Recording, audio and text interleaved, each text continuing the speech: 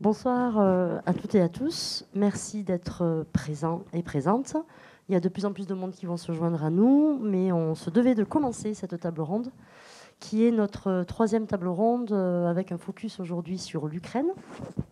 Les deux premières dont on voudrait avec Reza Jafari, qui a une association qui s'appelle Enfants d'Afghanistan et d'ailleurs, qui résume nos deux premiers dîners qui s'appelaient Afghan the Power, où dans ces deux premiers dîners, on a aussi mis en avant à la fois les exfiltrations qui ont été faites par les associations, bien évidemment en partenariat avec l'État, et pourquoi cette initiative de faire des dîners. Tout simplement parce qu'il y avait une urgence à la fois de faire connaître aux gens toutes les initiatives qu'on mettait en place de façon même citoyenne, et d'expliquer aussi tous les profils qu'on avait de toutes ces femmes extraordinaires qui ont été exfiltrées et qui aujourd'hui sont sur le sol français. Et Reza Jafari, qui a participé à l'exfiltration de 200 femmes, avec aussi l'association Singa, qui avait été aussi invitée lors du premier Afghan the Power. Et on continue à travailler sur un projet de femmes activistes, parce que pour la plupart, ce sont des femmes qui avaient un travail là-bas et qui étaient menacées et qui veulent continuer le combat en France. Et donc, on a monté, et elles ont monté elles-mêmes des super projets qu'on aimerait aussi vous exposer avant de faire un focus sur l'Ukraine. Voilà, donc Reza, je te laisse bientôt la parole. Je voulais juste d'abord vous présenter toutes les personnes qui sont autour de cette table. J'ai Léa Masseguin qui sera à mes côtés pour modérer cette table ronde. Nous avons également Nika Lovzowska, qui est chef d'un restaurant à Odessa et qui est récemment arrivée sur Paris. Nous avons la chance d'avoir Delphine Rouillot, également, directrice de France Terre d'Asile, une association qui a pour but de soutenir les demandeurs et les demandeuses d'asile en France. On a également la chance d'avoir Céline Schmitt, porte-parole du Haut Commissariat des Nations Unies pour les réfugiés en France. Et on a également la chance d'avoir Alain Régnier, préfet et délégué interministériel à l'accueil et à l'intégration des réfugiés. Donc je te laisse un petit peu la parole pour nous expliquer tout ce qui s'était passé sans refaire toute la genèse, mais en expliquant réellement où est-ce qu'on en est de tous ces beaux projets avec ces femmes afghanes. Bonsoir à toutes et à tous. Merci beaucoup Lila. Comme vous savez, malheureusement après le 15 août 2021, après la chute de Kaboul, pas mal de personnes ont été en danger en Afghanistan après l'arrivée au pouvoir des talibans, surtout les femmes. Les féministes, les journalistes et les activistes.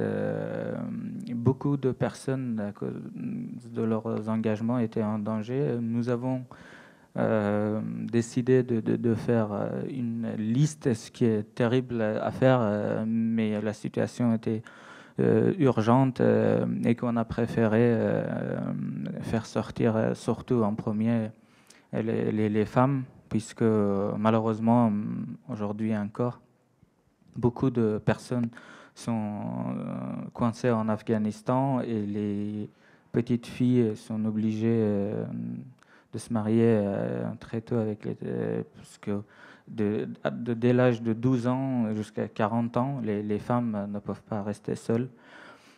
Et les filles ne peuvent plus retourner à l'école. La situation est catastrophique. Il y a une vraie catastrophe humaine qui est présente en Afghanistan.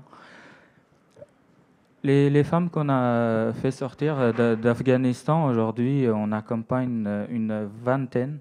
Les autres ont été prises en charge par l'État et sont à peu près partout en France. Elles continuent leurs activités en France. Il y a un petit groupe de théâtre qui ont commencé à réaliser des petites pièces de théâtre ici en France. Il n'y a pas très longtemps, j'étais à Lyon et ils ont pu jouer une pièce de théâtre. Et les autres femmes qu'on a fait venir, les 20 qu'on accompagne, parmi elles, il y a des journalistes, il y a une écrivaine, il y a des intellectuels, et qui, grâce aux deux derniers dîners Afghan de Power, ont rencontré beaucoup de monde. C'est vrai que l'aide financière était importante. Ça nous a permis de faciliter l'accueil des personnes qu'on a fait venir. On a pu aussi faire quelques maraudes parce que les Afghans qui fuient la guerre continuent à arriver. Alors le pont aérien s'est arrêté, mais par leurs propres moyens, ils essayent de venir. Et malheureusement, ils n'ont pas cette chance des gens qui arrivent, qui sont arrivés par le pont aérien ou qui arrivent aujourd'hui par les exfiltrations organisées par l'État et qui sont accueillis autrement, sont accueillis à la rue. Et ce passage à la rue, que ce soit pour les familles ou pour les majors, pour les mineurs, c'est pareil, sont obligés de dormir pendant des jours et des jours, parfois des semaines dans des tentes. Et on a réussi à distribuer des couvertures, des tentes et essayer d'organiser une petite accueil malgré tout. Aujourd'hui, il y avait une conférence internationale sur l'Afghanistan avec CFDT, CGT, CSI et Fédération mondiale des journalistes. Ils m'ont expliqué qu'il y avait beaucoup de journalistes encore qui étaient bloqués en Afghanistan et que les aides qui partent d'ici en Afghanistan, malheureusement, ce n'est plus pour qu'ils puissent continuer leur travail, c'est pour qu'ils puissent vivre. Tout l'argent qui est envoyé en Afghanistan aujourd'hui, c'est pour pouvoir vivre et nourrir leur famille. Que la Belgique avait réussi à exfiltrer une journaliste, seulement une, et que ensuite elle est partie, elle est venue en France parce que en Afghanistan, elle était une grande journaliste, elle était très connue et en Belgique, elle était personne. Mais nous, avec les bénévoles et les gens qui nous accompagnent, et surtout grâce aux 2 derniers dîners, on a réussi à mettre en contact et à mettre en valeur le travail des femmes, des filles qu'on a fait sortir. Et aujourd'hui, je les vois presque plus parce qu'elles ont des contacts partout. Elles continuent à faire leur travail en France. Et voilà où on en est avec les filles qu'on a fait sortir. Mais je rappelle encore une fois que beaucoup de femmes sont coincées en Afghanistan parce que dans le régime des talibans, malheureusement, les femmes ne peuvent plus voyager seules, ne peuvent plus prendre l'avion. Et à la frontière, quand elles sont arrêtées, elles sont battues, torturées et ensuite emprisonnées. Il y en a beaucoup qui ont disparu. On voit moins aujourd'hui, mais au début, il y avait une résistance organisée par la jeunesse. Beaucoup de filles, surtout les femmes afghanes, ont organisé pas mal de manifestations. Et petit à petit, malheureusement aujourd'hui, si on ne fait rien, la résistance afghane ou les femmes afghanes, leur voix va être réduite au silence pour toujours. Et les femmes qu'on accompagne aujourd'hui ici essayent d'être le porte-parole des femmes afghanes et continuent leur travail depuis ici. Je pense que je n'ai pas beaucoup de temps, je vais m'arrêter là. Non, mais c'était juste pour rebondir. Effectivement, les 2 dîners n'ont pas été juste faits pour être un moment aussi. C'est fait pour être un moment convivial, bien évidemment, mais c'était aussi pour pousser un peu plus au volontariat. Il y a beaucoup de gens qui avaient peur de s'engager. sur peut-être offrir la chambre qu'on a en plus à la maison, de pouvoir accompagner en tant que parrain ou marraine. Pour la petite histoire, on a ici Stéphane Méjanès qui a aussi hébergé toute une famille avec la Mina qui est une artiste peintre qu'on expose aujourd'hui. C'est un travail magnifique qu'elle effectue. On a eu la chance de pouvoir faire rencontrer Virginie Despentes qui était venue également ici avec 2 romancières qui voulaient pouvoir traduire leur bouquin qu'elles avaient fait aussi en Afghanistan et qui est très très bien vendu par exemple en Iran. Donc il y a eu ça, il y a eu aussi sur les 20 femmes qu'on accompagne avec Enfants d'Afghanistan et d'ailleurs, elles continuent à donner des cours par internet, des cours de français et d'anglais à des femmes qui sont restées là-bas. C'est leur manière de résister, c'est leur manière de pouvoir continuer leur combat. Et l'argent qu'on a réussi à récolter sur les 2 dîners, qui était quasiment de l'ordre de 20 000 euros. Donc plus on fait de monde, plus vous allez picoler après tout à l'heure, et plus en fait on pourra donner de l'argent. Et donc tout ça en fait a fait qu'on a pu aussi envoyer des bouquins, qu'on a pu essayer de continuer à faire un travail grâce à ces femmes-là. Nous, on est là juste en soutien. On est là juste pour essayer d'être des facilitateurs, leur permettre de rencontrer des gens et de pouvoir continuer à les accompagner. Donc on en est à ça, et on en est aussi au fait qu'on arrive presque au bout du bout. On a la grande chance avec Éric Pliez, qui est maire du 20e arrondissement, de pouvoir mettre à disposition des appartements intercalaires. Donc ce sont des appartements pour 3 ans, grâce à Paris Habitat, de pouvoir les mettre tout ensemble sur des pseudo-petites colocs, parce que ce sont quand même des petits appartements, ce n'est pas des grands appartements. Et on arrive à des difficultés aussi financières, parce qu'il faut que ce soit porté par une association. Les baux doivent être portés par une association, il y a un accompagnement social. Et donc là, on est en train de voir et d'articuler tout ça pour essayer de trouver un petit peu d'aide financière, mais on continue à pouvoir essayer de travailler, et on fera d'autres dîners plutôt sur la culture aussi. On a envie de mettre en avant toutes ces femmes et tous ces hommes, parce qu'on a aussi sorti des hommes entre le 15 et le 31, et de pouvoir continuer ce combat sur l'Afghanistan. Mais ça nous semblait important aussi d'avoir un focus sur l'Ukraine. Et on vous a parlé de toutes ces femmes qui sont en train encore de sortir, et on a avec nous Nika, qui est sortie il n'y a pas très longtemps de l'Ukraine, et qui va nous exposer aussi un petit peu tout son parcours, comme on avait fait pour les 2 derniers dîners. Et donc je te laisse la parole, Léa. Merci beaucoup, bonsoir à tous, et merci du coup à Lila et à Reza, et bravo encore une fois pour votre travail. Du coup, je vais passer à l'objet du débat de ce soir, qui est du coup autour de l'accueil des réfugiés ukrainiens. Alors, pour vous donner quelques chiffres, on estime aujourd'hui qu'il y a plus de 5 millions de réfugiés qui ont fui l'Ukraine en 2 mois, donc c'est absolument énorme. Parmi eux, il y a à peu près 70 000 réfugiés ukrainiens qui sont arrivés en France, d'après les derniers chiffres du coup des autorités françaises. Et donc, comme tu l'as dit, Lila, Nika, tu fais partie des personnes qui sont arrivées récemment à Paris. Et du coup, je voulais que tu nous racontes, si tu es d'accord, un petit peu comment s'est passé ce parcours et puis comment s'est passé ton accueil en France, et comment est-ce que ça se passe pour toi depuis que tu es ici. Bonsoir tout le monde. On m'entend, oui. Moi, avant, je faisais mes études, il y a 8 ans, je faisais mes études ici à Paris.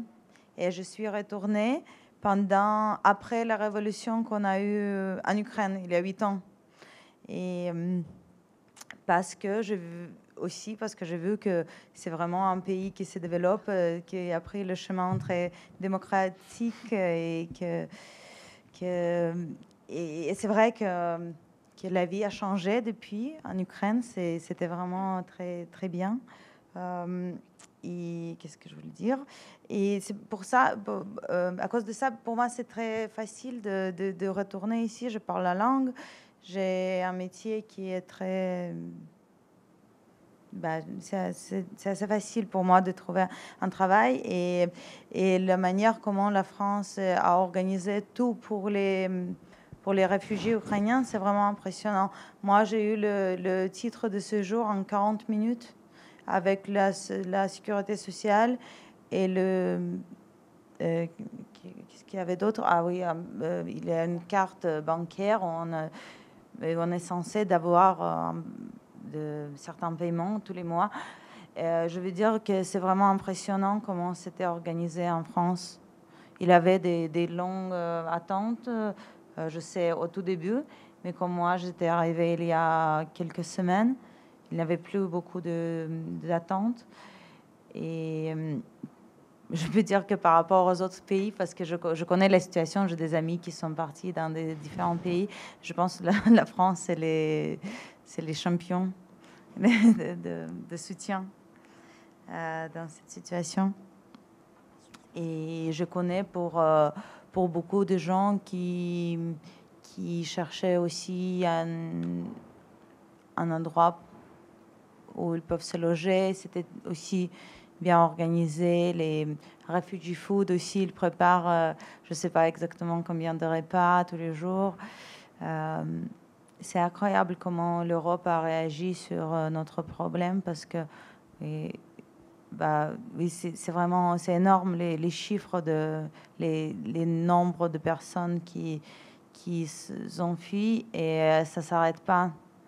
Et les thèmes, comment on dit ça, il y a encore énormément de personnes qui vont venir.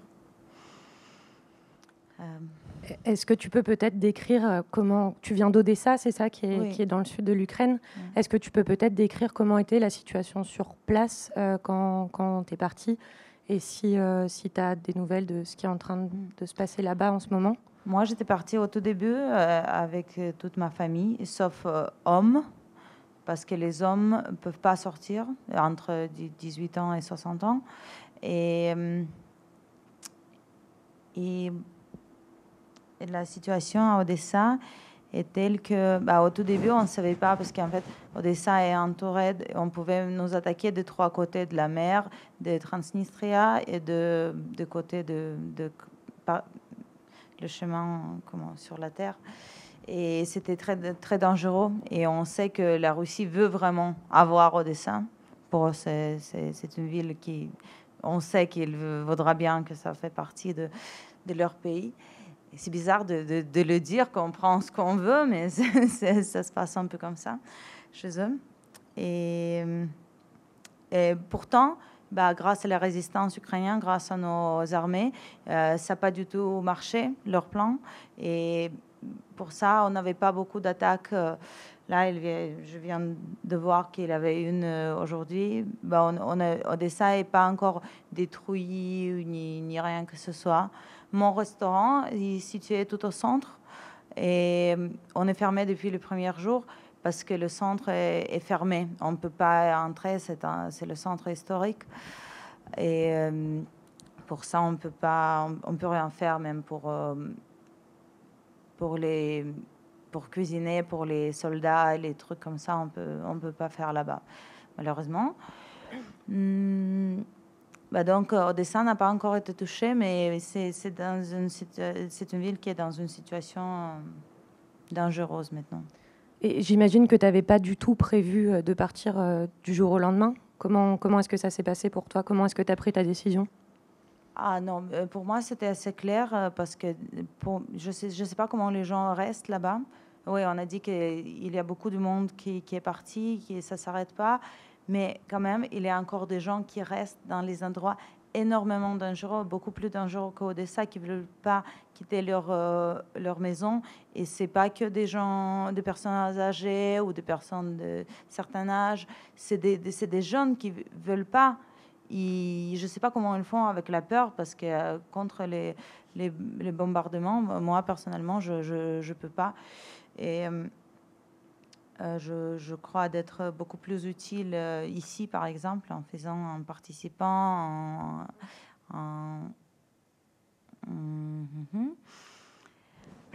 et oui, avant que la guerre a commencé, on vivait en fait en attente de la guerre parce que tous les soldats étaient autour de la frontière depuis plus que 6 mois.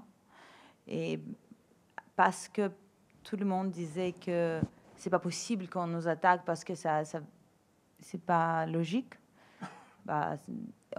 C'était un peu compliqué au niveau de business, de développement, parce que les gens économisent beaucoup.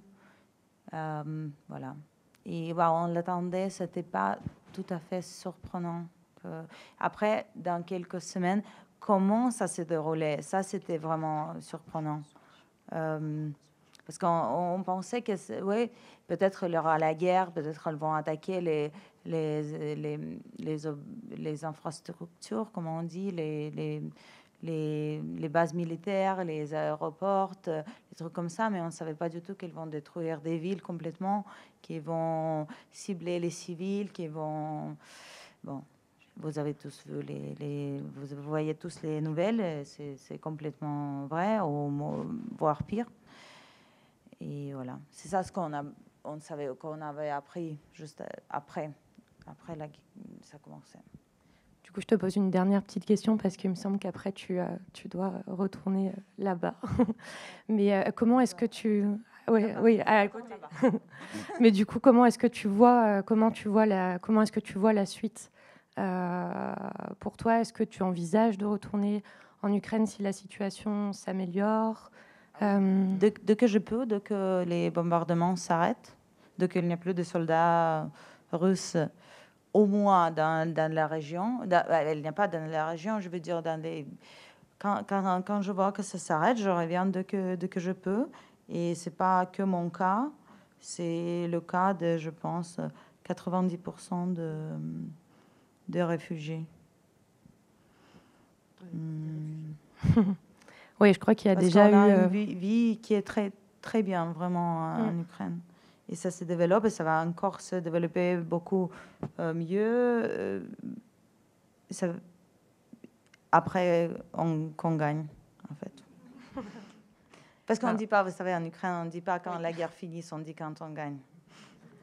Eh ben, merci beaucoup, on croise les doigts. Oui, je retourne à la préparation du dîner de ce soir. Merci beaucoup. Merci à toi, merci beaucoup.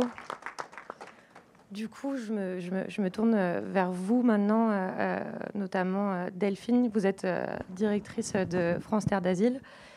Comment est-ce que ça se passe en tant qu'association qu'est-ce que c'est que de gérer un tel afflux de réfugiés sur un laps de temps aussi court?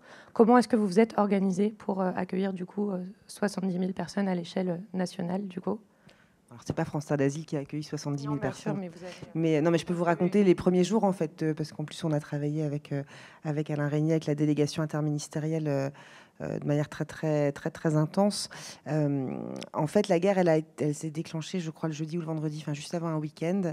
Et on s'est retrouvés, nous, le dimanche soir, sollicités pour aller dès le lundi après-midi à l'ambassade d'Ukraine pour commencer à rencontrer, en fait, des jeunes qui étaient en train de se mobiliser et qui étaient complètement perdus, qui nous disaient, il y a des personnes qui sont en train d'arriver par leurs propres moyens, en voiture, en train, depuis l'Ukraine déjà en France, et on ne sait pas quoi leur dire, on ne sait pas où leur conseiller d'aller. Donc on a rencontré ces personnes-là qui sont toujours très investies encore aujourd'hui. On a eu des échanges nombreux avec les services de l'État qui étaient eux-mêmes en train de se mobiliser et de réfléchir à la bonne manière de faire. Et c'est comme ça, vraiment, de ces échanges très, très intenses qu'est né franchement, en 24 heures, en fait, le projet d'ouvrir un centre d'accueil d'abord dans le nord de Paris, puis désormais porte de Versailles, parce qu'il a fallu grossir, grandir pour s'adapter en fait au flux d'arrivée. Et donc, 3 jours après, dès le jeudi après-midi, on a ouvert un dispositif effectivement assez inédit en fait dans l'histoire un peu de l'accueil des réfugiés, dans lesquels on avait en fait l'idée c'était de se dire il faut pouvoir donner aux Ukrainiens qui arrivent en France par leurs propres moyens une adresse, un endroit où ils peuvent se rendre pour qu'ils puissent ne pas se retrouver à errer comme ça dans les rues de Paris. Et donc, on y a installé les équipes de travailleurs sociaux de France Terre d'Asile et d'autres associations qui sont venues en partenariat. On n'était pas du tout seul. On y a installé évidemment des équipes médicales. On y a installé des systèmes d'orientation vers les hébergements parce que les gens, quand ils arrivent, ils avaient besoin de manger, ils avaient besoin de boire, ils avaient besoin de voir un médecin et puis ils avaient besoin de savoir où ils allaient dormir le soir. Et puis très très vite, donc c'est l'État qui a mobilisé des places d'hôtel tout de suite dans la région parisienne. Et je pense qu'on peut tous se féliciter du fait que personne n'a passé une nuit dehors. En fait, on a tout de suite réussi apporter des solutions à tout le monde. Et puis ensuite, il y a eu l'installation, quelques jours après, des services de la préfecture. Et effectivement, pour faire ce que... c'est Nina, c'est ça, la jeune voilà, a réussi à obtenir très rapidement. C'est en fait des systèmes de délivrance de titres de séjour, d'ouverture de droits, effectivement, l'allocation pour demandeurs d'asile qui a été donnée aux réfugiés d'Ukraine, les droits à assurance maladie, enfin toutes ces choses-là, tout ça sur un même lieu. Et ça, c'est quelque chose d'assez voilà, d'assez inédit et qui est porteur, à mon avis, de plein de bonnes leçons pour l'avenir. Donc ça, c'est ce qui s'est fait à Paris. Et puis ce modèle-là, il a ensuite été dupliqué, notamment à Strasbourg et à Nice, parce que les réfugiés d'Ukraine, ils sont beaucoup arrivés par l'est de la France et par Nice, par l'Italie. Et donc, il y a eu ce qu'on appelle des hubs dans notre jargonnage, voilà, des systèmes un peu comme ça qui ont été mis en place partout. Et maintenant, il y a des dispositifs un peu comme ça dans tous les départements de France. Évidemment, pas de la même ampleur. Et le dernier point un peu logistique aussi, c'est que quand le site a déménagé, au bout de 10 jours pour prendre une place plus... des locaux plus importants, on y a adossé un dispositif d'hébergement de nuit. Donc il y a une autre association qui gère, et donc en fait le site il est ouvert 24 heures sur 24. C'est-à-dire qu'une personne qui se présente et qui arrive à Paris, si elle se rend porte de Versailles, elle trouvera toujours de quoi boire, manger et un lit. Et ça, c'est quand même aussi quelque chose d'extrêmement précieux. Donc voilà, au final, c'est un site on a vu passer entre 8 et 9 000 personnes aujourd'hui. Donc sur les 70 000, vous voyez, c'est à la fois beaucoup et pas beaucoup. C'est-à-dire que c'est bien la preuve que il y a aussi beaucoup de gens qui sont pas arrivés par leurs propres moyens. Et peut-être pour finir sur la question que vous me posiez initialement, mais il fallait que je recontextualise. Comment est-ce qu'on s'organise pour ça? En fait, on s'organise en changeant tous les jours. C'est-à-dire que on a, quand je dis on, c'est pas France Terre d'Asile, c'est le secteur associatif, les services de l'État, les collectivités locales, enfin vraiment tout le monde. On a dû inventer quelque chose qu'on ne savait pas faire jusqu'à présent, c'est-à-dire cette montée en charge hyper rapide qui se passe pour l'instant, je pense, plutôt bien. Aussi parce que les gens sont arrivés très rapidement au début et puis que ça fait quand même un mois maintenant que les arrivées sont beaucoup moins nombreuses. Donc c'est aussi c'est plus facile au quotidien. Et vous me disiez du coup tout à l'heure que vous aviez beaucoup travaillé avec Alain Régnier, du coup qui est délégué interministériel à l'accueil et à l'intégration des réfugiés. Quel a été votre rôle, vous, concrètement, et comment est-ce que vous avez travaillé ensemble pour permettre le bon accueil et la bonne intégration du coup de toutes ces personnes?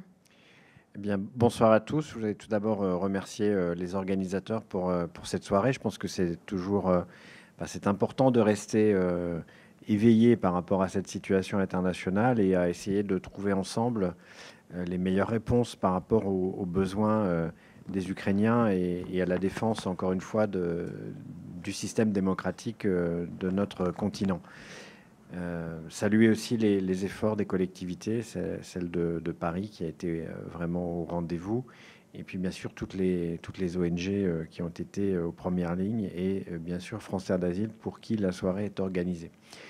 Donc qu'est-ce qu'on a fait dès le départ? C'était de réfléchir à la meilleure stratégie par rapport à la manière dont les publics sont arrivés. Je vous dis ça parce que l'année dernière, donc et notamment avec France Terre d'Asile et beaucoup d'associations en plein été. Donc on a organisé pour accueillir les Afghans du pont aérien, donc 2600 personnes en 15 jours. On a là un système qui était différent puisqu'ils arrivaient tous à un seul point du territoire qui était l'aéroport de Roissy. Et donc la prise en charge se faisait avec une sorte de plateau technique avec différents ateliers qui étaient organisés à la terminale 2D de l'aéroport Charles de Gaulle. Et donc à partir de là, on organisait la prise en charge, l'accueil des personnes. Cette crise ukrainienne était différente dans sa nature puisque les ressortissants ukrainiens pouvaient arriver de n'importe quel point sur le territoire. Donc le choix que nous avons fait au niveau de l'administration, que nous avons proposé au gouvernement, c'est d'organiser cet accueil au niveau des départements et d'organiser un couple entre les élus et le préfet de manière et bien sûr les associations, la société civile, donc de manière à répondre en proximité à l'accueil avec ce que dit très bien Delphine Rouillot, ma priorité, la priorité des pouvoirs publics, était que personne ne soit à la rue, qu'il y ait un lieu pour se poser, pour que, notamment, puisqu'on a 80% de public femmes avec enfants, On avait donc aussi une organisation qui a dû être mise en place pour les bébés. On a beaucoup de jeunes enfants. Donc voilà, le choix qui a été fait, c'est un choix de proximité, de gestion en proximité et d'amener les services publics vers les publics concernés. Au départ, nous étions sur une cible de 100 000 personnes. Nous étions prêts à monter à 200 000, 300 000 parce que dans les premiers jours de la guerre, nous avions pensé qu'au-delà des premiers pays de frontière avec l'Ukraine, nous étions plus loin, donc nous aurions moins de public, mais nous avions pensé, nous avions anticipé de manière à pouvoir accueillir dans des délais extrêmement rapides plus de personnes. Donc voilà, un choix de proximité, de travail avec les élus, avec les associations. Et dès les premiers jours, avec les contacts qu'avait eu Delphine Rouillot à l'ambassade d'Ukraine, nous avons monté un groupe de travail avec la communauté ukrainienne en France, qui est modeste. La communauté était modeste, 17 000 personnes, par rapport à plus de 100 000 en Espagne, 40 000 au Portugal, plusieurs centaines de milliers de personnes en Allemagne fédérale. Donc nous avions une petite communauté ukrainienne, mais donc nous avons réuni avec les ministres concernés une vingtaine d'associations franco-ukrainiennes et nous avons recensé 540 traducteurs. Nous avons identifié des personnes ressources qui étaient susceptibles sur l'ensemble du territoire d'apporter leur appui sur le terrain aux services qui organisaient l'accueil. Ensuite, nous avons mis en une nuit mis en place un site, une plateforme numérique gouvernementale qui a été étoffée et ensuite est devenue donc pour l'Ukraine avec deux axes principaux. D'une part, pour les Ukrainiens eux-mêmes, donc quelque chose de totalement adapté à la situation, à la langue ukrainienne, et d'autre part à tous les Français très nombreux qui voulaient se mobiliser, que ce soit pour offrir des dons. Au départ, donc, nous avons aussi canalisé la mobilisation citoyenne parce que les besoins étaient plutôt médicaux que de vêtements. Donc, il y a eu beaucoup de vêtements qui ont été donnés au départ, et également avec l'organisation, avec la Fondation de France, la Croix-Rouge, différents acteurs, des dons en argent qui ont ensuite été utilisés pour accompagner les personnes en France, en-delà des aides publiques. Donc tout ça s'est mis en place. La plateforme numérique a hier été à 3500 téléchargements de pages et nous avons recensé plus de 50 000 propositions d'hébergement citoyen et avec un dispositif qui s'appelle Je veux aider, qui est sur la plateforme, près de 6 000 Français se sont engagés dans des actions bénévoles auprès d'associations en proximité. Donc voilà un peu le cadre général. Vous dire donc ce soir qu'il y a déjà des personnes qui sont reparties en Ukraine, donc il y a des flux entrants et des flux sortants, que 12 000 enfants sont scolarisés, 600 étudiants ont été intégrés dans les universités françaises. Et donc, après cette première phase, je dirais, de l'extrême urgence, nous travaillons sur, post 3 mois, les conditions d'intégration dans la société française des Ukrainiens, que ce soit en termes d'emploi, que ce soit en termes de projet de vie en France, sachant, comme cela a été dit par cette jeune femme ukrainienne, que l'immense majorité des personnes souhaitent rentrer le plus rapidement possible dans leur pays d'origine. Néanmoins, nous avons eu aussi des dizaines de milliers d'offres d'emploi proposées par les entreprises, et donc une mobilisation sans précédent dans la société française, qui fait chaud au cœur, mais qu'il faut en même temps canaliser, organiser, construire, avec des attentions, je terminerai par là. Nous avons des cas identifiés de traite des êtres humains, nous avons des hébergeurs aussi qui étaient mal intentionnés, qui voulaient certains profils féminins, qui voulaient, entre guillemets, exploiter aussi. Voilà, donc tout ça fait qu'il est nécessaire, au-delà de la générosité de premier accueil, d'organiser les choses. On ne s'improvise pas forcément hébergeur, on n'est pas dans une tradition communautaire nord-européenne. Et donc, je terminerai par dire simplement que on a beaucoup appris On continue à apprendre de la mise en œuvre de cette protection temporaire qui n'avait jamais été mise en œuvre. Céline Schmitt, je pense, en reparlera aussi dans quelques instants. Donc voilà, c'est maintenant, on est plutôt orienté vers l'intégration des publics, tout en sachant qu'un grand nombre d'entre eux repartiront dans leur pays d'origine s'ils le peuvent. Voilà. Merci. Du coup, donc il y a 70 000 personnes qui sont en France, mais la plupart des réfugiés, donc sur ces 5,3 millions de personnes, la plupart sont dans les pays limitrophes, notamment en Moldavie, en Pologne, en Roumanie. Il y a aussi beaucoup de déplacés internes. Du coup, Céline, vous êtes porte-parole du HCR au commissariat pour les réfugiés. Vous avez du coup des équipes qui sont dans ces pays limitrophes et qui accueillent les déplacés. Qu'est-ce qu'ils vous disent sur la situation sur place ? Comment est-ce que ces personnes se portent ? Comment est-ce que vous êtes organisés, sachant que l'afflux est encore plus important ? Oui, merci beaucoup. Ça marche, hein ? Oui. Oui, effectivement, on a des équipes qui sont en Ukraine et qui étaient en Ukraine. On était en Ukraine depuis plusieurs décennies et plus actifs en fait d'un point de vue humanitaire depuis 2014, notamment dans l'est du pays. Donc on était déjà sur place et puis on avait des petits bureaux dans les pays voisins, mais qui parfois étaient très petits. En Pologne, on avait un bureau avec 8 personnes. Donc il a fallu réagir là très vite aussi pour soutenir les autorités pour l'accueil d'urgence. Qui au début se passait en plein milieu de l'hiver, donc il y avait vraiment des besoins pressants de personnes qui arrivaient après avoir passé un certain temps sur les routes aussi, parce que au début la situation n'était pas forcément fluide au niveau des frontières, parce que les arrivées par jour étaient très très importantes. En Pologne par exemple, il y a pu y avoir 140 000 arrivées par jour, ce qui est un chiffre énorme de nombre de personnes qui arrivent chaque jour.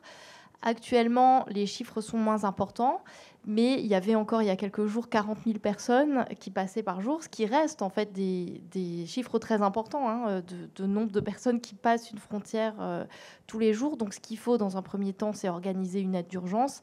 Là aussi, il y a eu une grande mobilisation à la fois des autorités, de la société civile.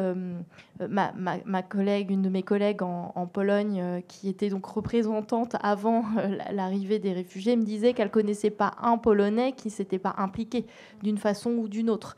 Donc beaucoup de solidarité et ce besoin d'organiser l'aide humanitaire très vite. Mais comme le disait Alain Régnier, ce qui nous a inquiétés dès les premiers jours, en voyant en fait qui étaient les réfugiés qui arrivaient, donc majoritairement des femmes et des enfants, près de 90% de femmes et d'enfants. Ce qui nous a inquiétés tout de suite, c'était leur protection aussi. Et donc, au-delà de l'aide humanitaire, il fallait mettre en place en fait un système protecteur des enfants seuls qui venaient aussi. Parce que parfois les parents envoyaient en fait les enfants vers la sécurité parce qu'eux-mêmes ne pouvaient pas partir, ils s'occupaient de personnes âgées ou des décisions qui sont pas du tout des choix, qui sont des décisions hyper difficiles à prendre. Et donc c'est ce qui a beaucoup occupé aussi nos équipes. Donc à l'heure actuelle, on est toujours dans cette réponse d'urgence parce que comme je vous le disais, il y a toujours des personnes qui arrivent, il y a des choses qui se sont mises en place. Mais on travaille déjà aussi sur l'inclusion à moyen terme, en fait. Et donc, un programme qu'on a mis en place, par exemple, c'est un programme d'aide financière qu'on a mis en place pour très vite donner, en fait, des allocations financières, comme ça se fait en France aussi, pour les réfugiés qui arrivent, pour qu'ils puissent faire face très vite aux besoins qu'ils ont tous les jours. Ça permet aussi de faire fonctionner l'économie au niveau local. Et donc ça fait partie des réponses que le HCR met en place. Et voilà, pour permettre l'inclusion, parce que vous le disiez aussi, oui, la majorité des personnes veulent rester proches de chez elles, parce que si on pose la question aux réfugiés, ça a été dit aussi, mais mes collègues, encore une fois, lorsqu'ils posent la question aux réfugiés, de quoi avez-vous besoin maintenant ? La première réponse, c'est en fait, nous, on veut la paix, on veut que ça s'arrête, on veut rentrer chez nous. Et donc,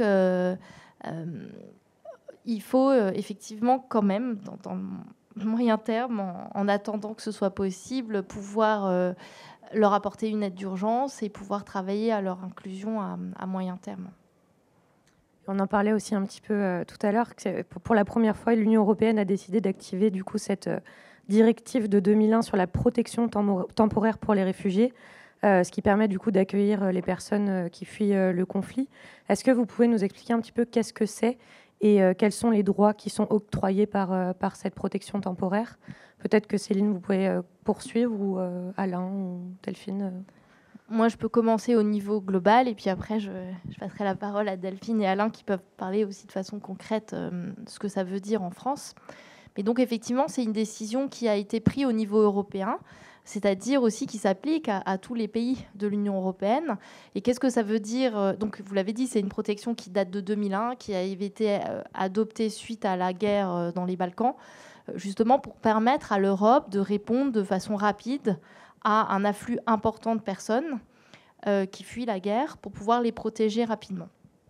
Il a été décidé, sous l'impulsion aussi de la présidence française de l'Union européenne, d'activer cette directive. Ça a été accepté par les différents États européens. Et donc, il y a un minimum, je vais dire, de droits qui sont octroyés. Il y a des instructions qui ont été publiées par la Commission européenne sur l'activation de la directive. En gros, qu'est-ce que ça veut dire? Ça permet une protection collective aux personnes qui arrivent. Donc, c'est-à-dire que les personnes, elles n'ont pas besoin de faire une demande d'asile individuelle, mais parce qu'elles fuient la guerre en Ukraine, elles ont droit à une protection collective et à un certain nombre de droits où il y a un minimum, mais qui varie d'un pays à l'autre. Donc pour qu'ils aient une protection sociale. En France, il y a aussi la possibilité de travailler, mais ça, c'est des droits qui varient des différents pays. Et donc, c'est quelque chose effectivement très important pour permettre aux personnes d'avoir un titre de protection très rapide et pas engorger aussi les systèmes nationaux de protection d'asile, parce qu'on parle de plus de 5 millions de personnes. Et donc, ne pas perturber en fait tout le système d'asile. Et peut-être une chose à ajouter par rapport à ça et par rapport au point de vue du HCR, pour nous, ce qui était très important aussi lorsque cette décision a été prise, c'était en fait qu'elle soit interprétée de façon inclusive, parce qu'il y a d'autres personnes que des personnes de nationalité ukrainienne qui fuient l'Ukraine protégée aussi des réfugiés sur place. Il y a des personnes aussi qui sont apatrides, en fait, qui vivaient en Ukraine. Et donc, pour nous, c'était important aussi que ces personnes-là puissent être protégées. Et donc, la directive de protection temporaire permet aussi à des personnes qui avaient un titre de séjour, une résidence permanente sur place, d'avoir la protection temporaire. Et puis, au-delà de ça, pour les personnes qui ne peuvent pas bénéficier de la protection temporaire, que bien sûr, elles puissent aussi demander l'asile. Et c'est très important, en fait, pour les personnes qui ne peuvent pas rentrer chez elles, ou parfois qui ne sont pas peut-être aussi protégées tout de suite dans le premier pays dans lequel elles arrivent. Donc voilà, ça c'est pour le contexte général et peut-être, je ne sais pas, Delphine ou Alain, si vous voulez compléter par rapport à la France. Je commence, mais Alain complétera. Peut-être en fait souligner le fait que c'est l'activation d'un droit qui est né en quelques jours. Et que là aussi, on était sur quelque chose d'assez inédit, qu'effectivement, il y a des droits qui sont associés pour les personnes qui sont des droits plutôt protecteurs, un droit immédiat à la santé, donc sans le délai de carence que subissent les demandeurs d'asile habituellement, un droit immédiat au travail, c'est-à-dire sans un délai aussi d'accès au marché du travail que connaissent les demandeurs d'asile, une activation d'une allocation majorée, enfin toute une série de droits qui sont effectivement qui ont participé en fait du fait que on a proposé aux personnes qui arrivaient, en tout cas aux personnes réfugiées d'Ukraine qui bénéficiaient de la protection temporaire, effectivement un ensemble de droits qui sont très nettement supérieurs à ce qu'un demandeur d'asile traditionnel connaît. Vous dire que ça nous montre en fait un truc important, qui est que quand l'État veut bien faire les choses, il peut le faire, et que nous, on a été quand même très satisfaits de voir que c'était voilà, que collectivement l'Europe s'est donné les moyens de le faire, et que la France s'est donné les moyens de réussir cet accueil-là. Vous dire que nous, on a politiquement encore un sujet de préoccupation, parce qu'il y a des personnes réfugiées de guerre d'Ukraine qu'on appelle des ressortissants de pays tiers dans notre jargon, en gros des étrangers non ukrainiens, qui pour le coup, eux, bénéficient très peu de la protection temporaire, notamment des étudiants étrangers qui avaient des titres de séjour de courte durée, donc qui n'étaient pas résidents permanents, et pour lesquels ils ne sont pas si nombreux que ça. Ils sont peut-être, je ne sais pas, quelques centaines d'étudiants, quelques milliers au total, mais pour lesquels on est aujourd'hui encore préoccupé parce que le cadre de la normalisation, de la légalisation de leur séjour n'est pas stabilisé. Et on continue à alerter les autorités françaises en leur disant, voilà, vous avez fait réussi une mobilisation exceptionnelle, il y a eu un élan de solidarité exceptionnel aussi des Français, et il est quand même très triste et très malheureux que quelques centaines ou milliers de personnes se retrouvent a priori privées de cette protection, alors qu'il est encore possible de changer. Donc on n'est pas... Enfin, moi, je continue à considérer que le plaidoyer d'associations comme la nôtre, elle peut se faire en essayant de convaincre les autorités françaises que cette décision-là, ils peuvent encore revenir dessus. On n'est pas, il est tout à fait possible de mieux protéger dès à présent tous ces jeunes-là, tous ces étudiants notamment à qui il faut qu'on puisse proposer une inscription à l'université française. Les personnes qui sont réfugiées d'Ukraine en France, c'est beaucoup des francophones quand même. Donc c'est beaucoup de personnes qui sont venues en France parce qu'elles avaient une raison un peu plus objective. Enfin, c'est pas le cas de tous, mais il y a largement quand même des personnes qui avaient des liens avec la France, soit de la famille, soit une maîtrise de la langue. Enfin, un argument qui a fait qu'ils ont choisi la France parmi les différentes destinations. Et donc ces jeunes étudiants, beaucoup originaires du Maghreb ou d'Afrique de l'Ouest, on aimerait que leur situation soit résolue.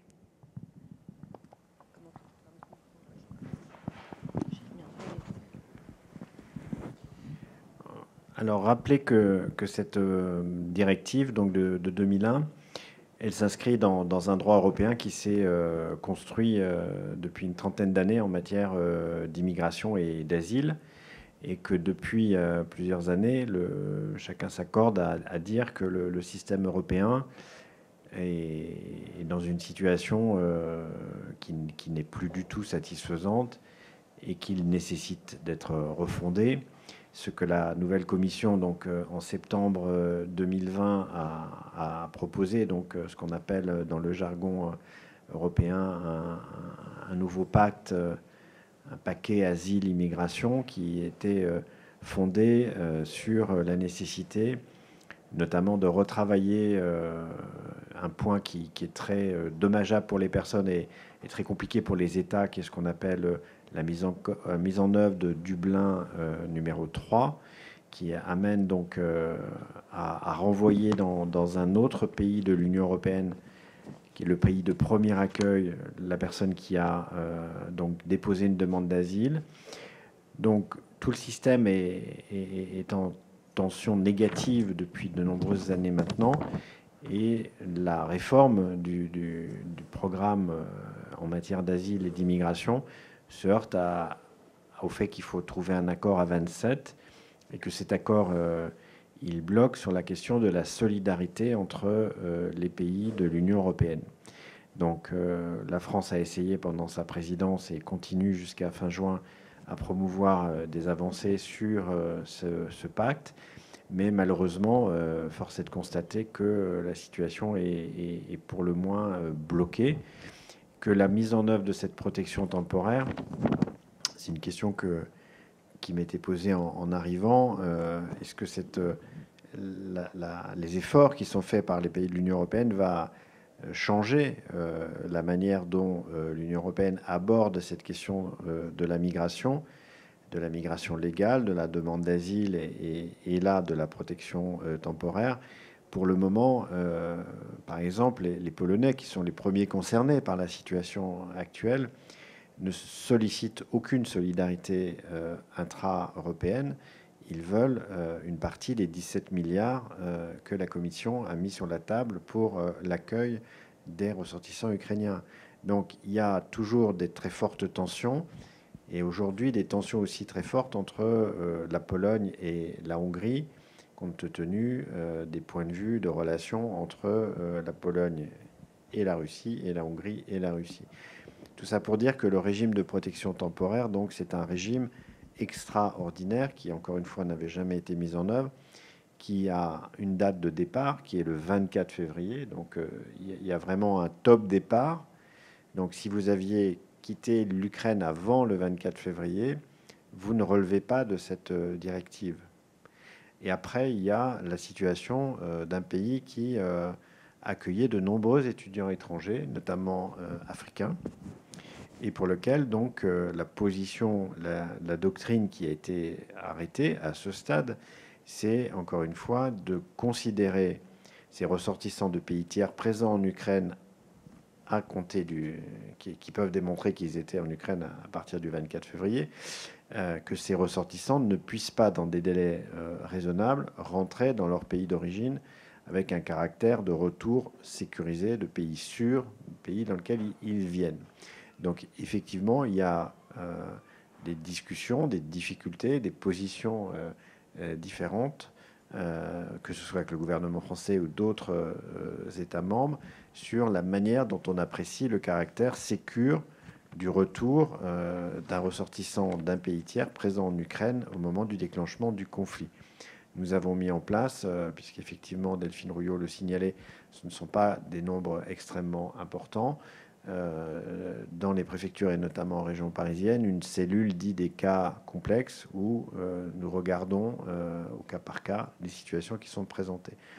Donc voilà, je voulais vous dire en toute objectivité, voilà les conditions dans lesquelles cette directive s'applique. Nous avons ajusté aussi la question des prestations, des allocations logement, qui au départ, nous n'avions pas mis un curseur compatible avec la solvabilisation des ménages par rapport au logement. Donc tout ça, le gouvernement l'a changé. Nous avons donc pris des mesures liées avec des lettres de couverture pour Pôle emploi pour mettre en œuvre des dispositifs d'accès à l'emploi dans des délais extrêmement rapides, en passant en dehors d'une procédure juridique plus légale, puisqu'encore une fois, on était dans l'extrême urgence. Donc voilà, cette directive, c'est une avancée effectivement considérable, qui pose aussi d'autres questions par rapport aux aides de l'État, aux aides des collectivités locales et à l'attention portée par la société civile, puisque, par exemple, la Deutsche Bahn, comme la SNCF, a proposé donc des voyages gratuits, que des collectivités ont proposé des cantines scolaires gratuites, que le gouvernement a pris des dispositions pour favoriser l'accès aux crèches, là aussi dans la gratuité. Tout ça pose aussi, devra être regardé après coup, des disparités, voire des différences de traitement entre telle ou telle personne en fonction de son origine, du pays dans lequel elle vient. Et là aussi, même si nous continuons, et je voudrais dire qu'on a accueilli donc près de 6000 Afghans et que nous en avons accueilli encore une quarantaine la semaine dernière et que nous sommes sur le point d'accueillir encore plusieurs centaines dans les 2 mois qui viennent. Donc on continue cette politique d'accueil, tout en essayant aussi, cela a été dit, que cette protection temporaire ne fragilise pas le dispositif avec l'OFPRA, avec les conditions de droit commun de l'examen de la demande d'asile des personnes qui sollicitent la protection de la France. Donc il faut que nous fassions en même temps tous ces dispositifs. France Terre d'Asile participe aussi à ce qu'on appelle la réinstallation. Le président de la République s'est engagé en 2018 à accueillir 10 000 personnes en 2 ans, des 7 000 Syriens, 3 000 subsahariens. Nous les avons accueillis. Nous sommes réengagés sur 10 000 personnes. Et tout ça, c'est des opérateurs mobilisés, des logements mobilisés, des collectivités locales mobilisées. Et donc, c'est vrai que là, nous sommes sous une pression forte et qui nous amène aussi à avoir moins de... Voilà, notre priorité, c'est encore une fois que les personnes soient dignement accueillies. Mais avec les moyens qu'on a, on est aussi tous... les associations sont en tension avec les travailleurs sociaux, avec les équipes qui sont aussi, je tiens à saluer aussi tous les professionnels qui sont mobilisés sur cet accueil. Si nous avions dû accueillir 200-300 000 personnes, nous aurions manqué d'intervenants sociaux, clairement. Donc voilà, on est aussi c'est aussi l'occasion de revisiter, de re-questionner les modalités de prise en charge des publics étrangers en France, avec la question qu'a reposée aussi la semaine dernière la Commission européenne, c'est nous sommes des pays vieillissants et la question de la migration légale de travail doit être également reposée Les Polonais, par exemple, qui sont hostiles à l'accueil de demandeurs d'asile, accueillent des centaines de milliers d'Ukrainiens avant le conflit pour travailler dans leur pays. La Hongrie, idem. Donc voilà, il y a tout un tas de débats publics qui sont mal posés dans la société française et dans les pays développés, et pour lesquels il faudrait qu'on puisse en parler d'une manière plus raisonnable, dans le sens où on puisse se parler de ces sujets-là sans avoir, encore une fois, des expressions extrêmement violentes et des postures qu'on a bien perçues pendant la dernière campagne qui s'est achevée il y a quelques jours.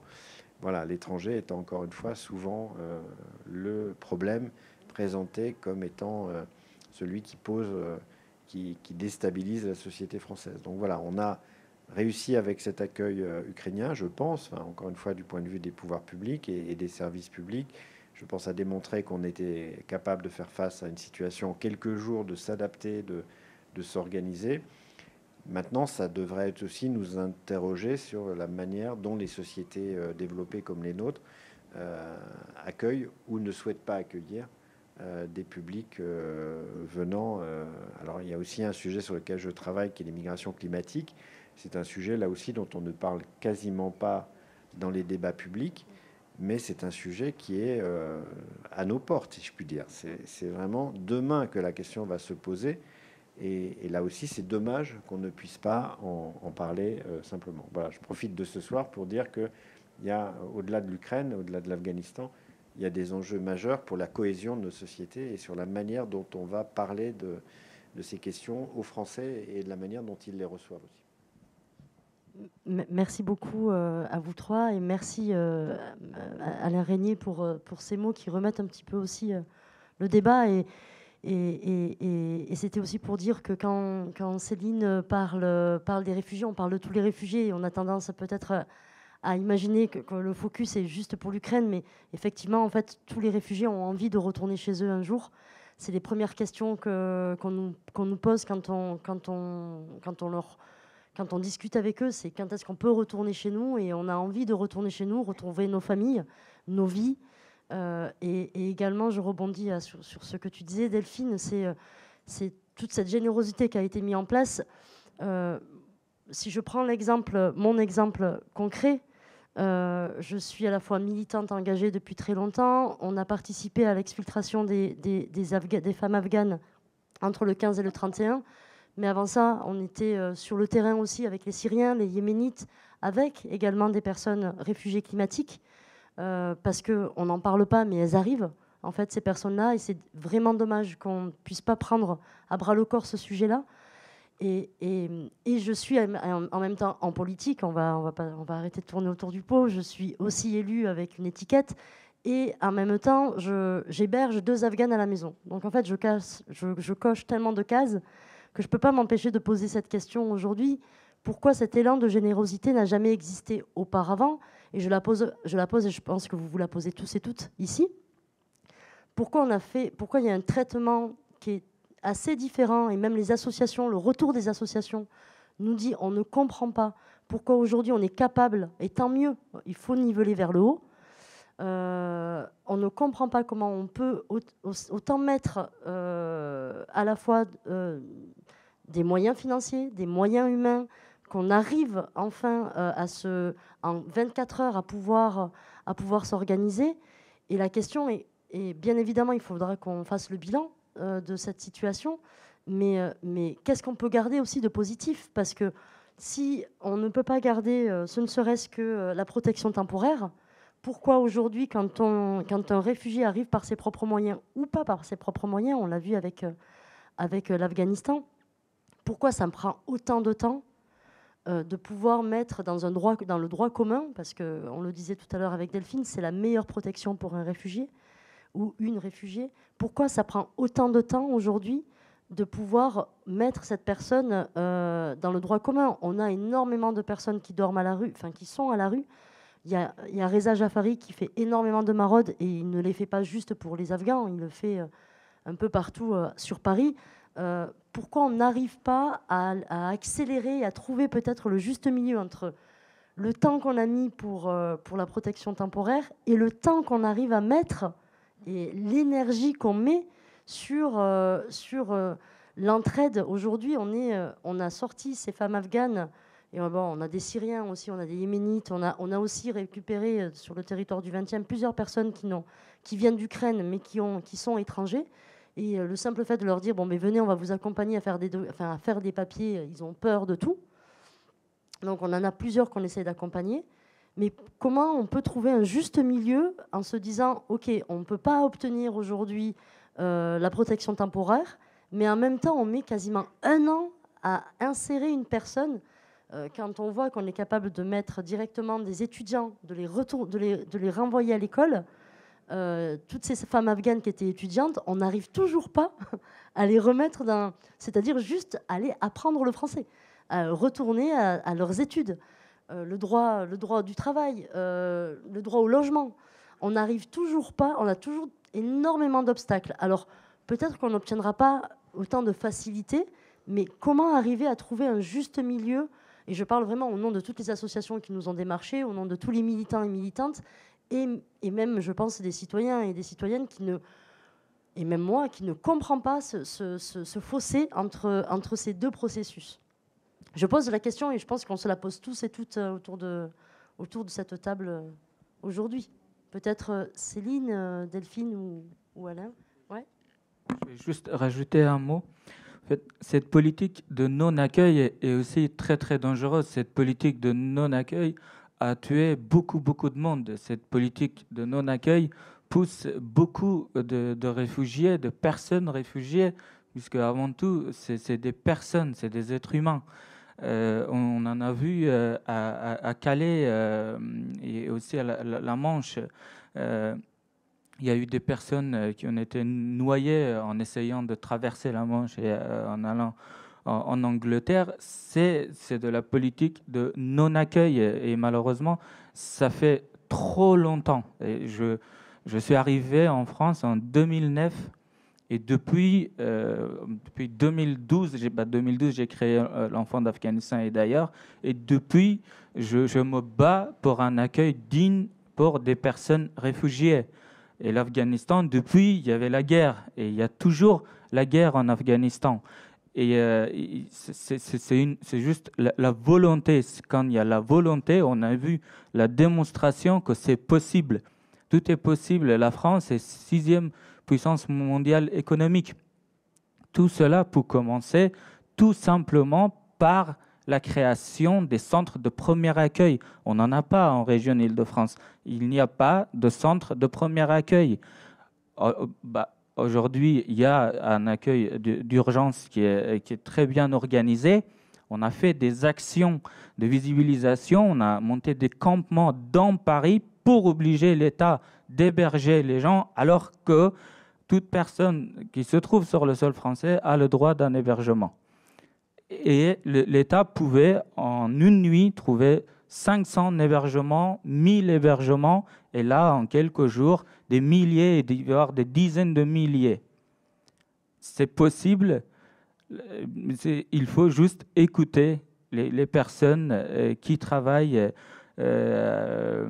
jour et nuit, et qui ont la volonté de faire, que ce soit la guerre, le réchauffement climatique ou la misère.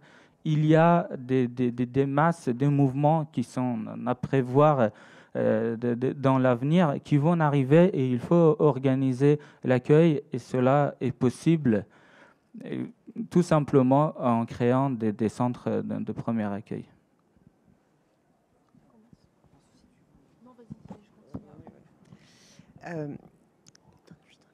Peut-être à la fois pour aller dans le sens de ce qui vient d'être dit et puis pour modérer aussi un petit peu les propos parce que je ne suis pas complètement d'accord non plus avec le constat général. Ce qui est certain, c'est que ce qui a été fait, c'est complètement inédit, et ce qui est certain, c'est qu'il y a des leçons à en tirer. Dans le plaidoyer que porte France Terre d'Asile, la question de l'abrogation du délai de carence, c'est-à-dire l'accès immédiat à des droits à santé pour tous, c'est quelque chose qu'on porte, et c'est la démonstration éclatante que si ça a été fait là, c'est parce que les gens, ils ont besoin d'être pris en charge. Et pour tout vous dire, on aurait bien aimé que ça soit fait pour l'Afghanistan il y a 6 mois et on l'a pas obtenu. Et là, je suis d'accord qu'il y a une inégalité qui est criante et qui est bien dommage. Et donc nous, ça va nous, enfin moi je vous le dis très bêtement, mais ça va nous servir en fait. C'est-à-dire que demain, ça va nous permettre de retourner voir les services de l'État, voilà, le ministère, et de leur dire, écoutez, voilà, vous l'avez fait pour eux.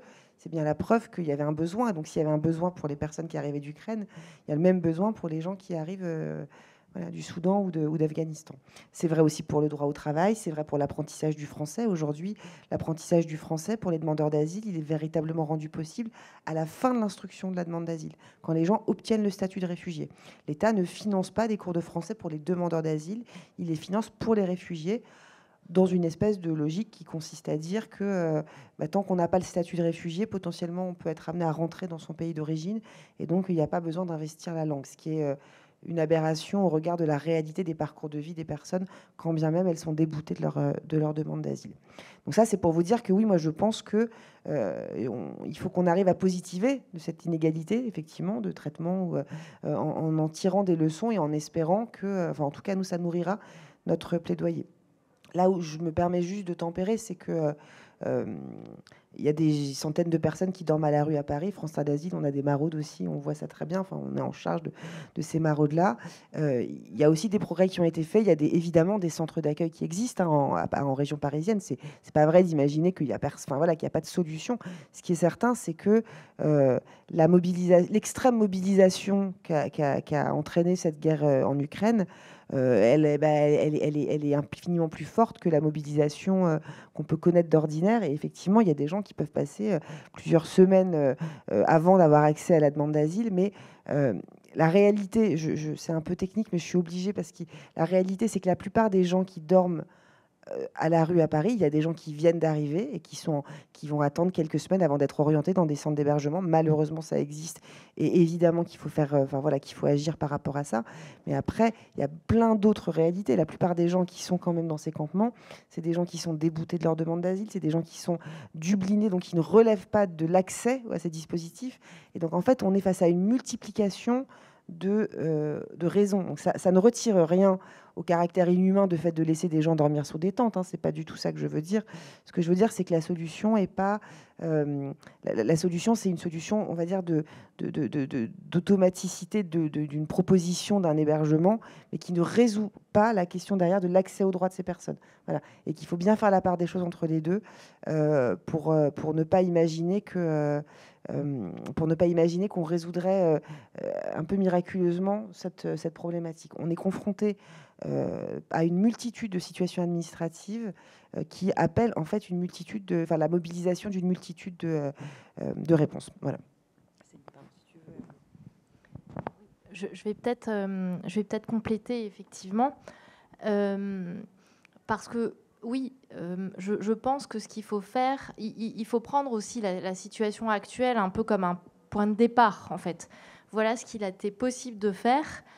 Comment on peut pérenniser ce qui a été mis en place, parce que bien évidemment, nous aussi au HCR et les recommandations qu'on a faites en début d'année à la présidence française de l'Union européenne étaient des recommandations au niveau européen de mieux accueillir, mieux protéger les réfugiés. Il y a toute une discussion qui doit continuer sur le système d'asile commun en Europe, sur le pacte européen sur l'asile et l'immigration pour organiser cet accueil au niveau européen, mettre fin aussi à des pratiques en fait de renvoi aux frontières, notamment aux frontières externes de l'Union européenne. On n'en a pas parlé là parce qu'on parle surtout de la France, mais ce qui se passe en Méditerranée aussi, avec des naufrages qui continuent en Méditerranée, on en parle beaucoup moins actuellement parce qu'aussi, oui, il y a beaucoup de couverture médiatique de la guerre en Ukraine, la situation, et il doit y en avoir. Je ne dis pas qu'il ne doit pas y en avoir, mais du coup, il y a tout ce travail, ce chantier qui a continué, justement pour mieux protéger, mieux accueillir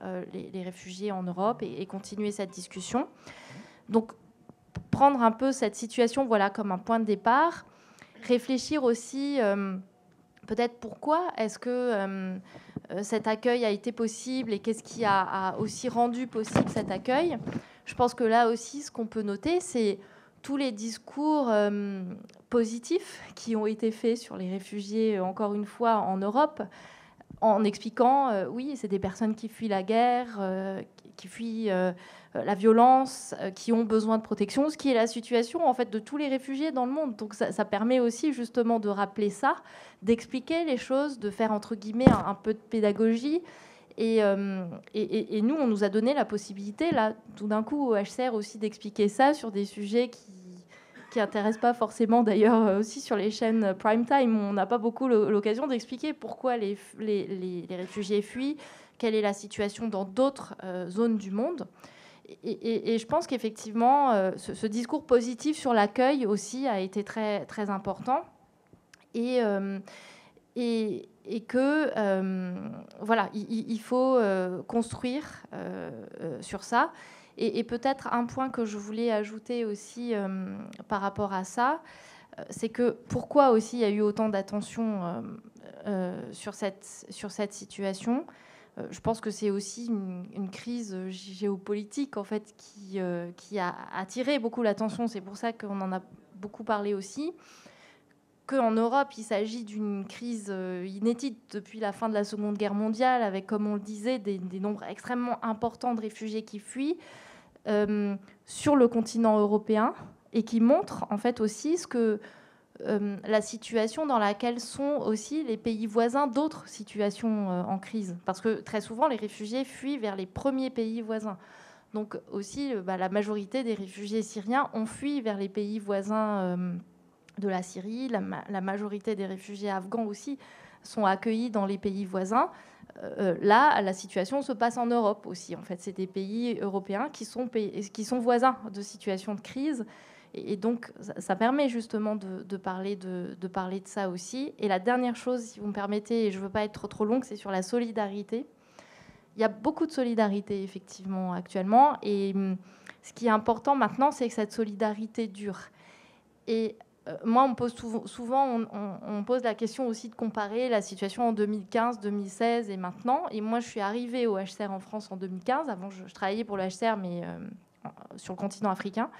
Je suis arrivée en 2015 et je me souviens, en 2015-2016, une grande mobilisation aussi de la société civile en France. C'est à ce moment-là que beaucoup d'initiatives citoyennes sont nées.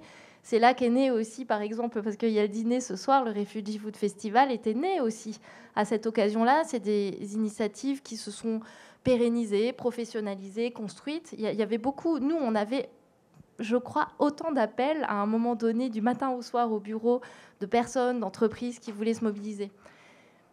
Mais en fait, cette solidarité, elle est immédiate. Et ce qu'il faut faire, c'est aussi pérenniser en fait cette solidarité sur le long terme. Et je pense que c'est une autre chose à organiser maintenant. Toute cette mobilisation, comment on continue, on entretient la mobilisation avec des personnes qui ont leur vie aussi de tous les jours. Donc comment on maintient cette mobilisation des entreprises? Et je pense que là aussi, c'est une réflexion à avoir et c'est un travail qu'on peut faire parce que cette solidarité, elle est nécessaire sur le long terme et elle est nécessaire pour tous. Et elle est nécessaire aussi pour les réfugiés d'autres crises, y compris qui sont dans d'autres pays. Et Alain Régnier mentionnait par exemple la réinstallation et les voies légales. C'est un gros défi pour nous actuellement aussi que les États européens continuent aussi à se mobiliser pour les autres situations dans le monde et qu'il y ait toujours la possibilité de réinstallation pour les réfugiés les plus vulnérables. Désolée, j'étais un peu longue et je n'ai pas répondu à tout, mais vous pouvez faire un petit résumé de mes idées. Moi, je vais être très bref parce que on rentre là dans un débat de nature politique qui dépasse l'expression d'un haut fonctionnaire, même s'il est engagé depuis des années sur ces questions. Je voudrais aussi, je l'ai pas dit, saluer toute l'action des agents publics aussi, parce que on a souvent une vision où on oppose les gentils ONG et puis les vilains fonctionnaires qui appliquent bêtement des procédures, des lois, etc. Je crois que ça a été dit sur la situation des réfugiés, qui est un mot valise en fait, qui regroupe des situations d'une extrême hétérogénéité. Sachez en tous les cas que dans la vie quotidienne des agents publics, nous avons une exigence de faire au mieux dans les contraintes qui sont les nôtres. Et je renvoie au débat dans la société française sur la place de l'étranger. Et on a vécu à l'automne dernier quand même le concours Lépine de la meilleure manière de fermer tout, de verrouiller tout, d'empêcher les gens de venir. Voilà, donc même les partis les plus opposés à l'accueil ont bien dû finalement sur la crise ukrainienne changer de posture et dire bah oui, eux, il faut les accueillir. Donc je pense que c'est un combat des prochaines décennies de maintenir nos valeurs. Mais encore une fois, ça dépasse l'expression publique que je peux avoir en tant que haut fonctionnaire qui, dans une démocratie, applique les lois votées par la majorité et dans un système représentatif. Donc voilà, si un demandeur d'asile ne peut pas apprendre le français avec des moyens publics ou ne peut pas travailler, c'est parce que le législateur l'a décidé ainsi. Et s'il l'a décidé ainsi, c'est qu'il représente une majorité qui est celle du Parlement. Après, on peut, encore une fois, en penser ce que l'on veut en tant que citoyen. Je suis aussi citoyen. Je suis aussi un citoyen engagé dans des associations, dans des actions à titre personnel.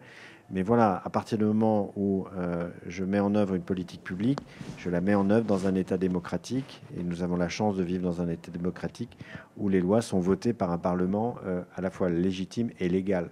Donc après, il en ressort de chacun d'entre nous d'être un citoyen engagé et de convaincre les autres citoyens de ne pas avoir ou de changer de politique publique. Voilà, c'est encore une fois la limite de ma réponse.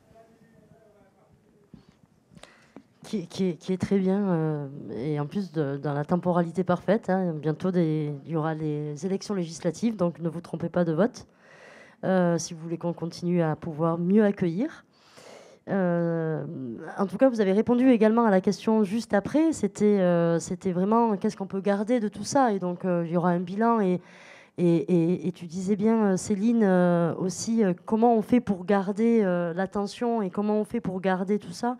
C'est aussi une des raisons pour laquelle on continue et on a envie de continuer ces dîners qui paraissent juste autour d'un dîner, mais on fait à chaque fois un point d'étape sur les projets très concrets. D'ailleurs, pour revenir sur France Terre d'Asile, on avait décidé de parler du projet Duo de demain.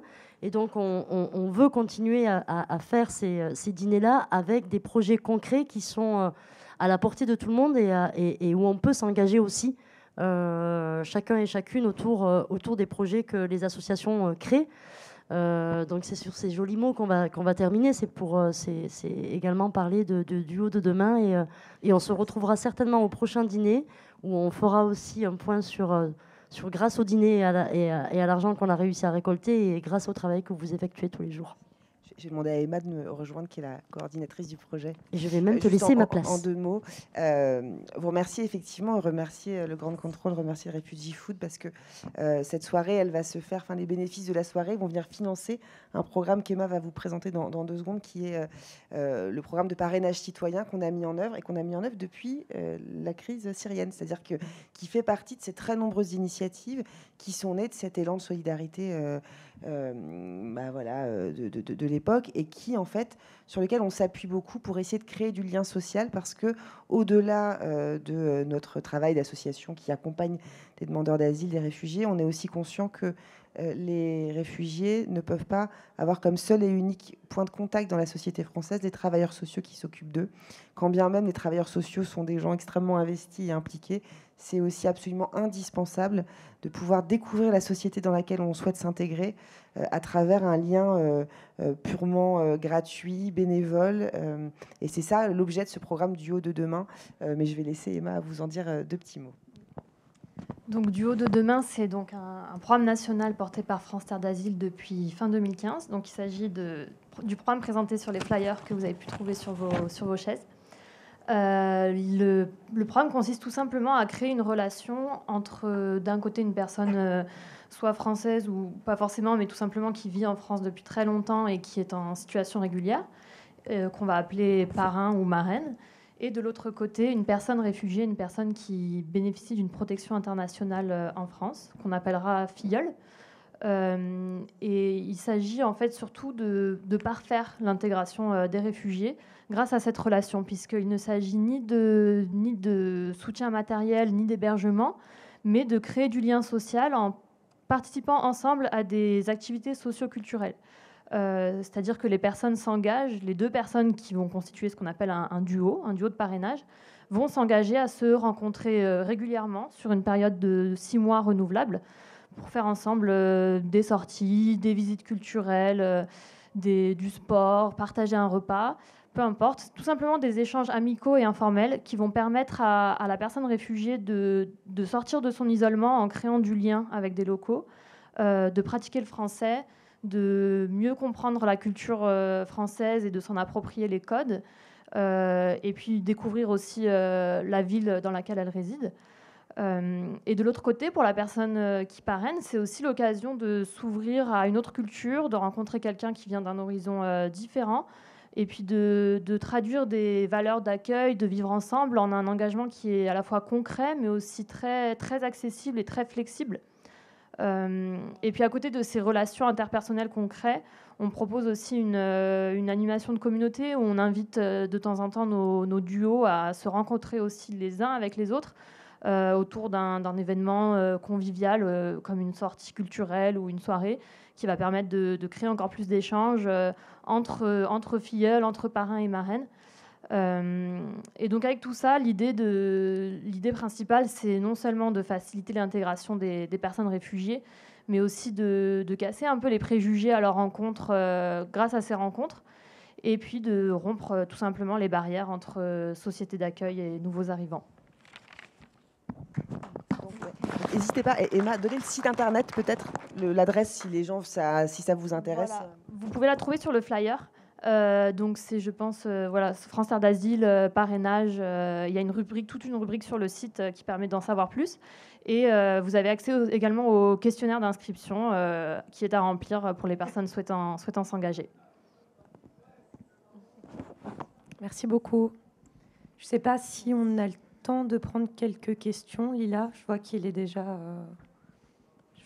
Lila, On a faim ou pas? je crois. Il faut? Ah oui, d'accord. Vous avez un micro juste là, je vous permets. Oui, merci beaucoup. Bonjour, je m'appelle Daria Mityouk, je suis ukrainienne. J'étais une étudiante ici en France pendant 6 ans. Je suis partie de France, c'était mon propre volonté en 2019.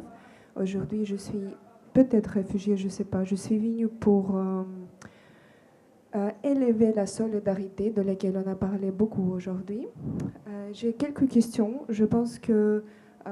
pourquoi je dis que je ne sais pas si je suis réfugiée? Parce que la semaine prochaine, je repars en Ukraine. Donc, question, je ne sais pas si je suis réfugiée ou pas, mais on va dire que je représente les réfugiés ukrainiens aujourd'hui. Je pense que moi, j'étais en retard. Et ça fait 1h30 qu'on a passé de tout notre temps ici ensemble, oui, pour résoudre quelque chose. Je ne sais pas si on a vraiment eu les résolutions concrètes, efficaces.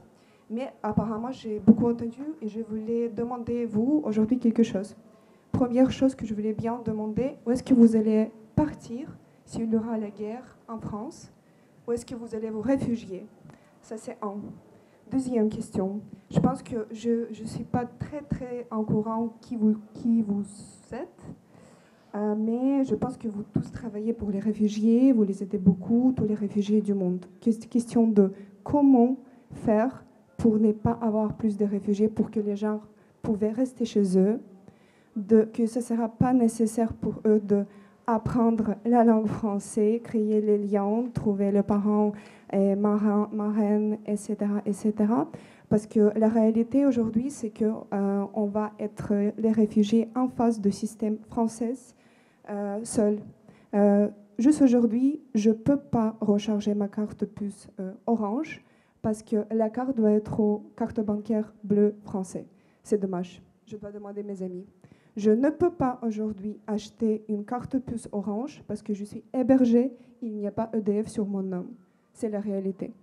Est-ce que les parraines et les marraines vont m'aider chaque moment de ma vie ici, pendant ce temps-là, en Ukraine, mes sœurs et tout le monde est en train de mourir pour protéger l'Europe quand nous demande, je cite, protection de France.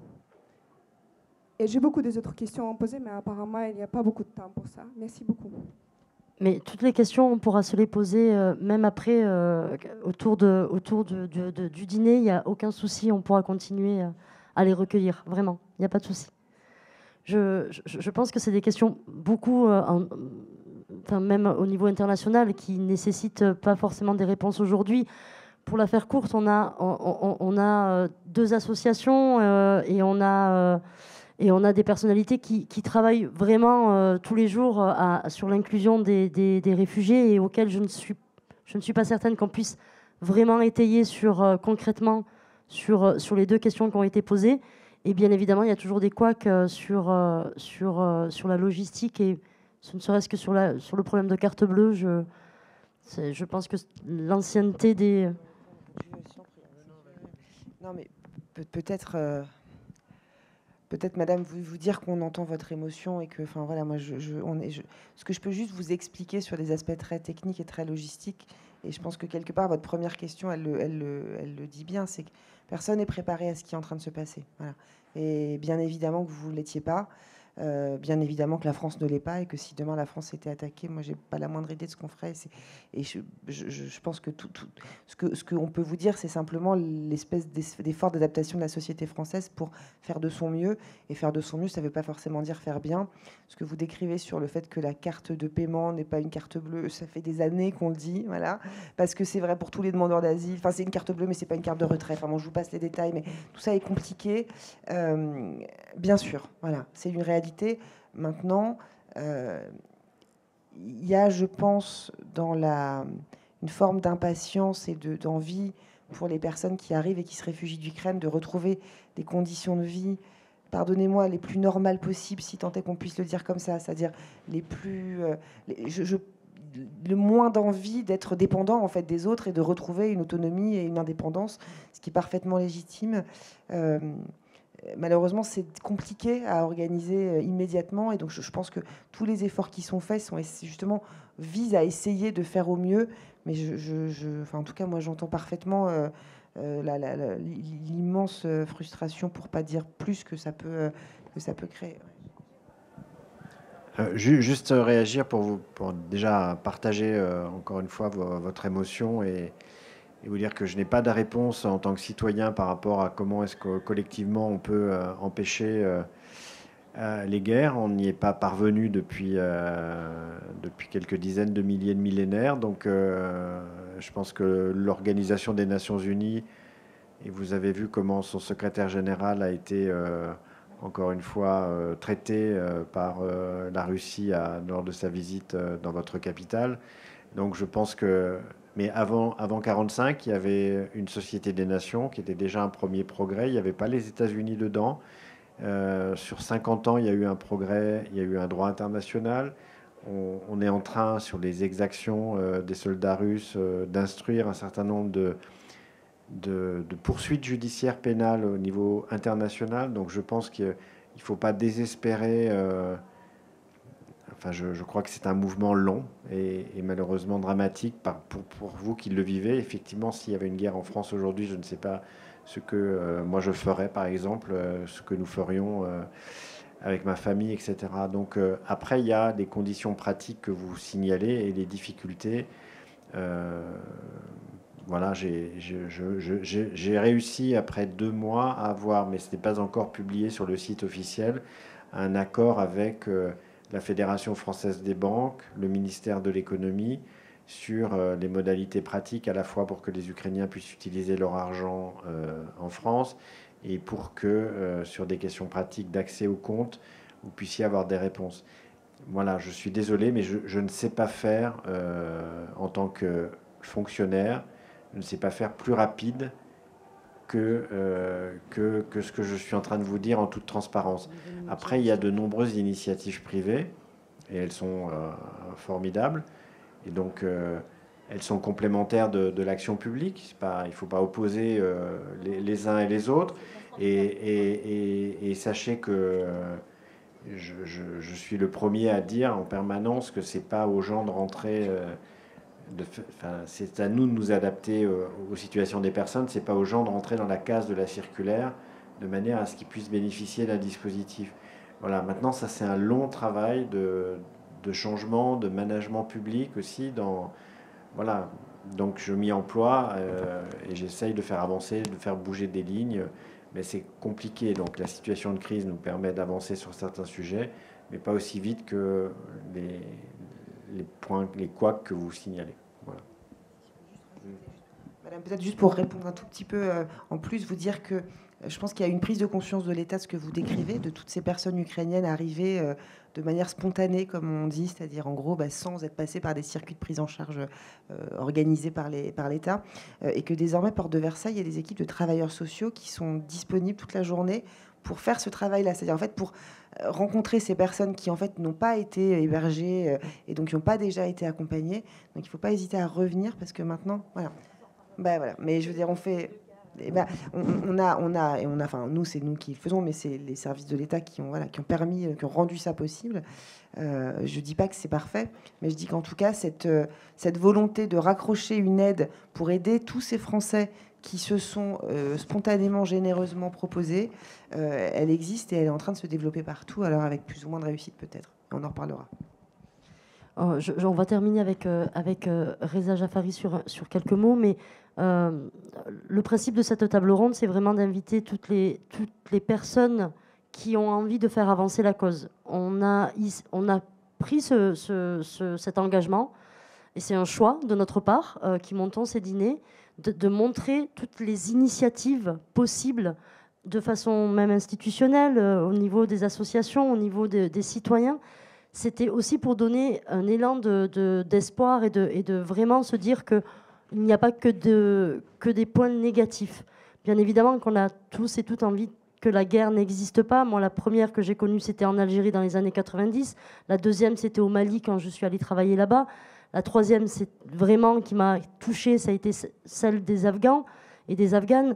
Donc, bien évidemment qu'on veut tous et toutes que la guerre n'existe pas. Et moi, je suis très heureuse de ce projet parce que pour héberger depuis très longtemps des réfugiés et d'autres personnes, on n'est pas là pour en parler, c'est pas bien grave, mais j'ai quand même besoin d'un accompagnement d'une fondation ou d'une association parce qu'à un moment donné, je me sens terriblement seule d'être solidaire d'une cause et où je n'arrive pas forcément à avoir tous les renseignements possibles.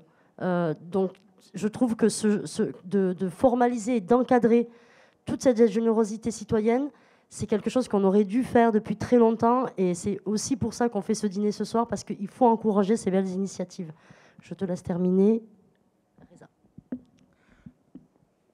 Juste pour dire qu'on a aussi une fille afghane écrivaine qui héberge Lila, qui veut rentrer en Afghanistan, qui pense qu'elle est inutile ici. Et si elle retourne dans sa province et qu'elle donne des cours d'alphabétisation aux enfants, elle est beaucoup plus utile là-bas, mais elle a un statut de réfugiée, elle ne peut plus retourner en Afghanistan. Et si elle retourne en Afghanistan, elle perd son statut et elle ne pourra pas revenir en France. Et on est beaucoup dans ce cas-là. Et ce sentiment d'impuissance, c'est la pire chose que ça peut arriver à un être humain. Et après 12 ans, je ne sais toujours pas, je me sens souvent impuissant. La semaine dernière, il y a eu une explosion devant une école à Kaboul. Ça a fait des dizaines de morts d'enfants et des centaines de blessés. Tout ce que j'ai pu faire, c'est d'organiser à la place de la République un rassemblement, un moment de recueillement. On a allumé quelques bougies et rassembler des gens autour d'une cause et être solidaire et continuer à être solidaire. Aujourd'hui, moi, puisque je suis français, je peux retourner et je retourne en Afghanistan. Je pense que je peux être beaucoup plus utile maintenant et que la France, c'est pareil, c'est ma patrie. J'étais en 2013, quand j'ai eu ma nationalité française, après quelques années, quand j'étais en Afghanistan, je suis revenu. Je me suis engagé dans l'armée française. Et la France, c'est ma patrie de cœur. Et l'Afghanistan, c'est mon pays natal. Et comment on peut gagner, c'est tous ensemble. Ce qu'on fait maintenant ici, c'est d'avancer tous ensemble et ne pas regarder la couleur de peau, les origines. Et c'est comme ça aujourd'hui dans le milieu associatif. Tout à l'heure, on parlait avec la présidente de Refugee Food. Comment on tient bon, c'est des petites victoires à chaque fois. Mais malheureusement, il y a beaucoup de problèmes. Et que tous ensemble, en se donnant de courage, mais aussi de l'espoir qu'on peut gagner, c'est une résistance. Aujourd'hui, si l'Ukraine n'est pas tombée, parce qu'il y a eu un espoir, il y a eu la résistance, et il y aura une résistance ici en France, partout dans le monde. Il faut garder l'espoir et espérer qu'un jour, ça ira mieux. Mais malheureusement, c'est la réalité, et il faut tenir bon et ne pas tomber. On va réussir ensemble.